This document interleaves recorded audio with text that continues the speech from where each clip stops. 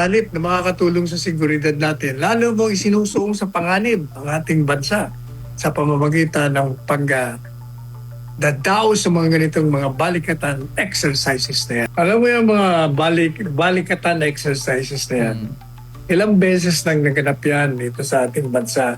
Ilang administrasyon na yan. Pero ang tanong pa dyan, ano bang kapala natin yan?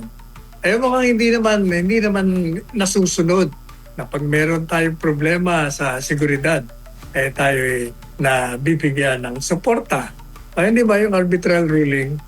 Ay wala naman nagawa yung Estados Unidos sa atin. Hindi naman, binubuli na tayo, may nasaktan na, merong nasirang mga vessel natin, sinasalakay tayo, pero wala rin, useless ang nangyayari dyan.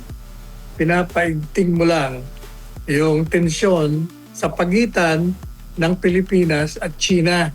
Bakit kanyo? Kasi nga, pag sinabi mong balikatan exercises, yung mga tropa ng Amerikano, pati yung mga kaalyado nito, nandito sa Pilipinas. At ang pinaghahandaan nila, yung maaaring maging digmaan sa pagitan ng Amerikano at ng China.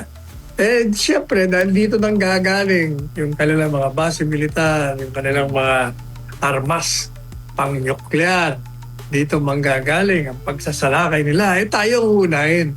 Kaya sa halip na makakatulong sa seguridad natin, lalo mo isinusuong sa panganib ang ating bansa sa pamamagitan ng dadao sa mga ganitong mga balikatan exercises na yan.